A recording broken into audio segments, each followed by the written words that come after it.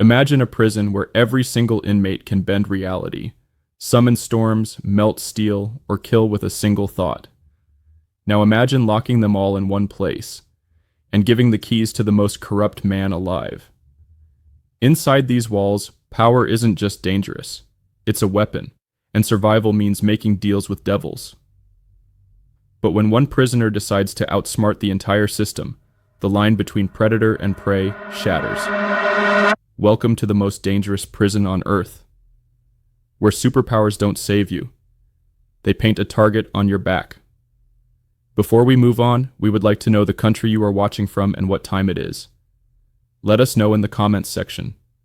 We are excited to meet you. A man named Jack, bleeding, slumped in a dark parking lot. And he's not alone. Around him, a circle of angry gang members. They're here for one reason, to kill him. See, Jack had one job. Take out a man called Payback. But instead, he messed up big time. He killed Payback's family, and let the man himself slip away. And then, out of nowhere, this huge guy walks in. Broad shoulders, heavy boots, wearing a shirt with a big cross on the chest. Yep, it's Payback himself. Jack's heart stops. The gang? They laugh until Payback pulls out a gun. Bang, bang, bang. A few gangsters drop instantly, but one of them doesn't. He's got powers. Bullets just bounce off him. So Payback tosses the gun aside. Now it's fists versus fists. The fight is brutal. Payback's hits land like sledgehammers. He snaps the man's leg, crack. Then the arm, snap. Finally, with a roar, he crushes the man's skull in his bare hands. Jack, shaking, thinks, "Wow, he saved me." But no, Payback didn't do it out of kindness. He wanted Jack for himself, because Jack had just killed Payback's daughter. And Payback wasn't about to let anyone else take that revenge away from him. To Payback, killing evil people is justice, even if it means pulling the trigger himself. So, he points his gun at Jack, and without a word, puts 2 bullets right in his head. Before Payback can walk away, red and blue lights flash. Police swarm in. They arrest him on the spot. Now, in this world, people have powers. Some can control electricity, others have insane strength, and some can fire deadly blasts. To keep them under control, the government built the most secure, high-tech prison ever. Designed only for the worst, most dangerous super criminals. And guess who's going there? Payback. Turns out he's guilty of killing around 40 to 50 people. Life sentence, no parole. The prison is run by a man named Walton Devlin. But don't call him warden. He prefers the overseer. Rumors say he kills any inmate who tries to escape. He denies it on TV, of course, smiling for the cameras. But he's not shy about admitting one thing. This prison isn't here to fix you. It's here to make you suffer. A bus full of new inmates rolls in, Payback among them. The guards already know his face. Captain Brody steps forward. Your powers, gone, thanks to this. He points to a black band locked around their legs. The power nullifying equipment. With that thing on, even the strongest can't lift a pebble with their powers. Among the newcomers is a man who doesn't look dangerous at all, Diego Diaz. His superpower? He can sense emotions of people around. Yep. In a place full of killers, that's about as useful as a paper umbrella in a hurricane. Officer Morales scans Diego's powers, chuckles, and tells him, "Stay sharp, kid." Then it's Payback's turn. The scanner beeps like it just found a monster. Another guard grins. Not so scary now, huh? You don't look like the guy from TV. Payback just stares at him. A slow, cold stare. The guard steps back instantly. Payback laughs. That laugh ends when Morales slams her fist into his gut. He drops to his knees, coughing. Super strength. She makes it clear. She doesn't care who he is. After that, the new inmates get their personal supplies and head to their cells. Later, Payback steps into the prison yard. A man named Jim is waiting for him. Jim's brother? One of Payback's victims. They don't even talk, they just start swinging. Payback's punches are fast and heavy. Blood spills quick. Up in his office, Overseer Devlin watches the CCTV like it's his favorite TV show. He's got popcorn, he's grinning. The guards, they don't move an inch. Meanwhile, Diego's in the yard talking to another inmate, Gordon. Diego asks, "Aren't they going to stop that?" Gordon shakes his head. "Not unless someone's about to die." In the fight, Jim smashes his elbow into Payback's nose, blood pouring. Payback dips his finger into it and draws a cross on his own face. Something changes in him. A fire lights in his eyes. He launches at Jim, and the tide turns. Just as Payback's about to kill him, the guards finally rush in and shocks both criminals with electric batons. Morales shouts for him to stand down. He doesn't. She beats him down until he's gasping on the floor. After the fight, Gordon warms up to Diego. He gives him a quick survival guide to prison life. Rule 1, don't make a mess, ever. Rule 2, stay out of other people's business. Rule 3, never, ever owe anyone. Gordon's the type who's trying to keep his head down, maybe earn parole. He tells Diego to do the same. Then Diego asks, "Hey, is the Lobe really in here?" The Lobe, a man with mind control so strong he once made a mother kill her entire family, including her own baby. Gordon's voice drops. He nods towards a cell. That's him. Don't even look too long. The Lobe is the most dangerous prisoner here. If that leg band came off, he could end lives in minutes. Just then, a shadow falls over them. A massive mutant walks by, muscles stacked on muscles.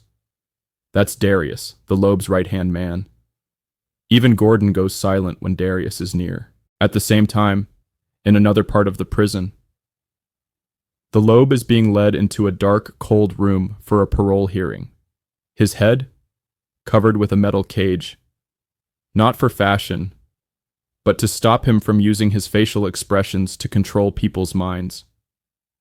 The place is almost pitch black. The parole board sits somewhere in the shadows. You can't even see their faces. This is his 4th time asking for parole. 4th time. And once again the answer? No. They tell him he needs another psychological test before they'll even think about letting him out. They say his temper is too dangerous for the outside world. The Lobe just sits there for a second, then snaps. He curses. He mocks the shadowy figures judging him, and deep down, he starts to realize he might never walk free again. Later, Overseer Devlin strolls in. He starts talking about his upcoming retirement, complaining that running this prison never made him rich. Then he leans in with a secret offer. Here's what's going to happen. You're going to give me every cent of your fortune. See, the Lobe is rumored to have billions stashed away. Money he stole using his mind control powers. Devlin says if the Lobe transfers it all to him, he'll help him escape. The Lobe says no. Devlin smirks. Calls him just another powerless inmate now. Says without his powers, he's nothing, and he should take the deal before it's too late. The Lobe doesn't give a clear answer. But his face? It's the look of a man who knows he might not have a choice. Meanwhile, over in the prison clinic, Dr. Isabel is treating Payback and 2 other inmates. Payback's injuries are small. Another inmate, though, his head's completely cut off, and it's growing back on its own. Yeah, that's a thing here. Officer Morales steps in for her routine check. A few minutes later, Diego arrives. He's on cleaning duty today. Diego's sweeping quietly when Morales walks past, and for no reason, threatens him. Don't even think about it, she snaps. Dr. Isabel watches. Her face says she's not okay with it. When Morales leaves, Isabel apologizes to Diego. She tells him not everyone here is cruel. There are still a few good people. She starts telling him about some of her patients, but a moment later, Morales bursts back in. The Lobe's ready for his psych assessment, she says. Isabel heads out, leaving Diego behind. When she reaches the Lobe, she focuses completely on him. She doesn't see Payback slowly getting up behind her. Suddenly, his hand is around her throat. He lifts her off the ground, choking her until she blacks out. Then, Payback turns to the Lobe, ready to kill him right there. The Lobe? Calm. He even smiles. Payback's about to strike when Diego rushes in from behind. He grabs Payback long enough for a guard to arrive and stop the attack. Diego just broke prison rule number 2. Never get involved in other people's problems. But here's the twist. It makes him famous. Other prisoners hear what happened. They like it. A lot of them hate Payback already, and now Diego's the guy who stood up to him. Some even start offering him desserts from their trays. Gordon pats him on the shoulder, says, "Good job." He tells Diego to use this new respect. It could keep him alive. Later, a shadow falls over Diego's table. It's Darius, huge, scary. And he says, "My boss wants to see you." Diego follows him to the Lobe's cell. The Lobe thanks him for saving his life. Then he offers Diego a job.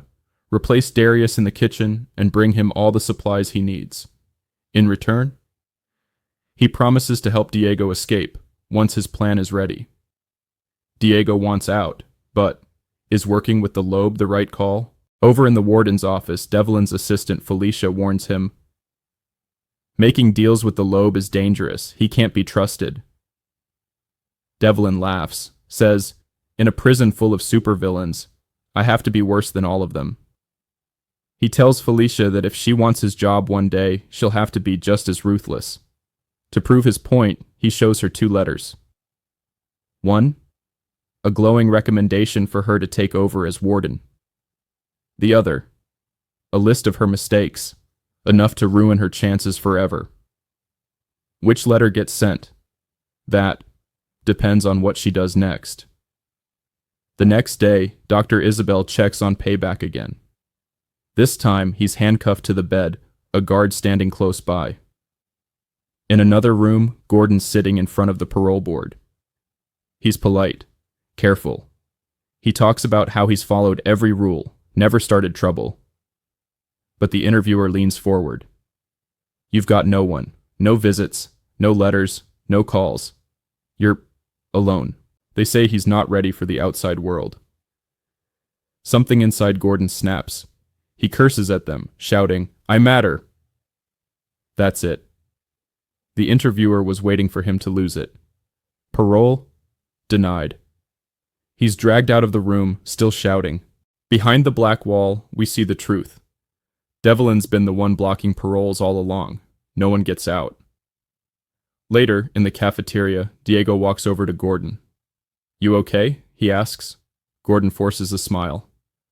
"Yeah, I'm fine." But the look in his eyes says otherwise. Just seconds later, Darius strolls past Gordon and Diego's table. No words, just drops a broken fork right in front of Gordon. Gordon picks it up fast, like he's been waiting for it. And in a few quick moves, click, his P&E device is unlocked. Turns out, this has been part of a plan all along. A plan the Lobe set in motion after Gordon's parole got rejected. Gordon looks at Diego. "Thanks for being my friend," he says quietly. And then, boom, he flips. He starts provoking the guard, shouting, causing a scene. The guard's eyes drop to Gordon's leg. And yep, the P&E is gone. He calls for backup instantly. But Gordon? He's not waiting around. He jumps onto a table, grabs a live wire hanging from the ceiling, and oh man, the look on his face when the electricity hits him. It's like a man tasting freedom after years. The current surges through him, he smiles, and then, zap! A bolt of lightning slams into the guard, dead instantly. The cafeteria goes wild, inmates are running, tables flipping, trays flying. Diego rushes to the fallen guard. "Gordon, what have you done?" But it's already too late. Gordon steps back, spreads his arms, and overloads the prison's entire electrical system. Lights die, alarms fail. The whole facility drops into darkness. That's the signal. Jim and his crew move. Riot time. If you are enjoying this video, then consider supporting our channel by subscribing and liking this video. Thank you. But before Jim can even land a punch on payback, zit, the guards fry them both with stun electric batons. Meanwhile, the Loeb, he's sitting calm in his cell, like it's just another day. Gordon doesn't wait around. He sprints to the infirmary. His plan? Hide. Then slip out when no one's looking. In the control room, Felicia plays the cafeteria footage for Devlin. He watches Gordon get his powers back, and his face hardens. Lock the place down, he orders. Find him. Back in the clinic, Gordon's standing by the window, maybe thinking about what's next. Then, wham! A blow to the back of his head. He drops. It's Officer Morales. She radios Devlin. I've got him. The reply is cold. Kill him. For a moment, Morales hesitates. But orders are orders. And Gordon? He doesn't fight. No hope left. He just lets it happen. Morales hits him hard. Again. Again. Her fists crush his skull. Her face says she hates it. But she keeps going until it's over. The news the next day, Devlin's version. Prisoner tried to escape, fell to his death. One anchor nods along, another one, not buying it. Says Devlin's always got a story when someone dies in his prison. Back inside, Diego's on a video call with his wife. The feed cuts. Officer Morales stands there. Devlin wants you, solitary, next to the Loeb's cell. Devlin walks Diego into the extreme solitary room. The air in there is like a thunderstorm in your lungs. 1 second inside, you're gone. He turns to Diego. What did the Loeb ask you to do? Diego swallows, says the Loeb only wanted him to work a kitchen shift, and gave him a name. Carpal tunnel. Devlin stares at him, then waves him off. Fine, but you tell me everything, he says, or you'll end up in there. Later, Devlin visits the Loeb. The mess with Gordon? That you? The Loeb smirks. Nope. Devlin's smile fades. Don't play with me. Our deal still stands. If you don't deliver before I retire, I'll put you in the Thunder Room. The Loeb knows he can't escape alone, so he nods. Fine, you'll get the money, on your retirement day.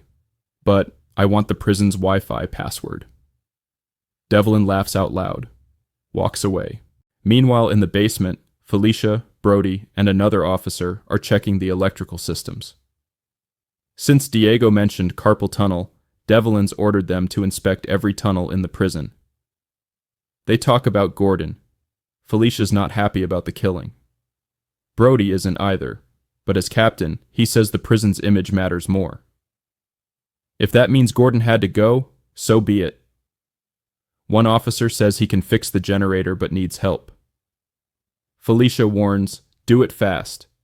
If something's gonna blow, it'll be on retirement day. Work starts. The basement and power systems are rebuilt. When it's done, Felicia reports to Devlin, asks about her promotion. He says the board's still deciding, but she's in with a good chance. But everyone's on edge now. Devlin's retirement is close. Rumors are flying. Diego corners the Loeb. What's happening?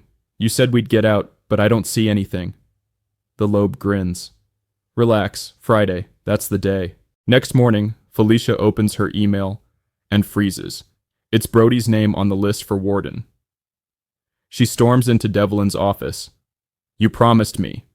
Devlin shrugs. It's the board's choice, not mine. May the best person win. Finally, the big day. Devlin's last one. Announcement comes in. Brody's the new warden. Felicia? Crushed. And to rub salt in, Devlin recommends she be Brody's assistant. Calls her a valuable asset. After that, Devlin heads straight to the Loeb cell. He slides a tablet through the bars. Transfer the money. I'll make sure you're comfortable. The Loeb takes it. Smiles. and instead of sending money, he hacks it.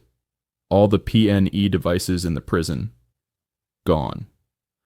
Turns out, he already got the Wi-Fi password from Devlin. And Devlin? He was lazy enough to use the same password for the entire prison's security systems.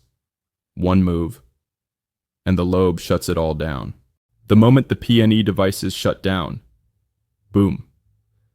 The prison explodes into chaos. Every prisoner can use their powers again, and they waste no time. Some are breathing fire like dragons. Others are letting out clouds of poisonous gas. Some heal from wounds in seconds, and a few look like they could punch through a wall with one hit. It's a madhouse. Officers try to hold them back, but they're quickly overwhelmed. Well, all except Officer Morales. She's different. She's got powers of her own, and she's not afraid to use them.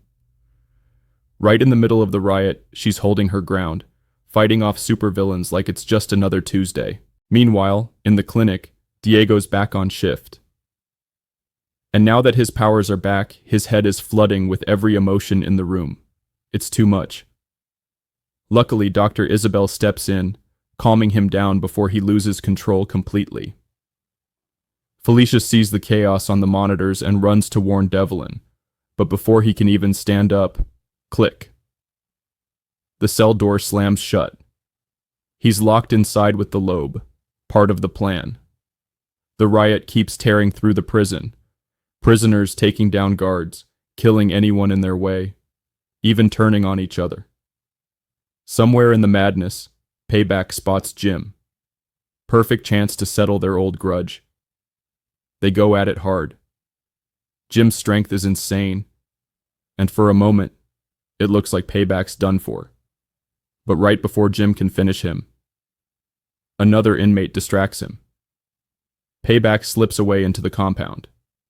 Down in the control area, Brody calls Felicia. She tells him, "Get to the basement. Reset the system. We need those PNEs back online." Problem is, Jim sees him heading down, and Jim's not the forgiving type. In the basement, Felicia's voice on the comm starts breaking up. Brody can't tell which breaker he's supposed to flip. And then, heavy footsteps. Jim's here. He's hunting. Brody hides, tries to slip past, but Jim catches him. One shove and Brody's slammed against the wall, and right there, behind him, he spots it, the same breaker he used with his team before. Brody grits his teeth, shoves Jim off, and smashes a nearby pipe. Gas sprays straight into Jim's face. Blinded, Jim stumbles, right into the generator. One spark, and it's over. Back in the Loeb cell, Devlin doesn't seem too bothered by the riot. It's his last day anyway, and he's thinking about one thing: the money. The Loeb smirks and says it was him who shut down the PNEs. All it took? The prison's Wi-Fi password. The good news for Devlin: the money's in his account, every cent. And he still thinks he's the one in control. But the Loeb's not done. Devlin suddenly feels something strange in his mind. Before he knows it, he punches the Loeb across the face. Minutes later, power floods back into the prison. PNE devices activate again. Powers vanish, the riot ends. Guards open the cell. Devlin points to the Loeb. Extreme solitary. Outside, Felicia's waiting. And then, surprise. Devlin names her the new warden. She's shocked, happy. Elsewhere, Payback is perched on a pile of dead inmates, all killed by his hands during the riot. He's laughing, loving the chaos he's made. Days pass. Diego stops by the clinic, tells Isabel he's being moved to another prison, one where his powers will actually be useful.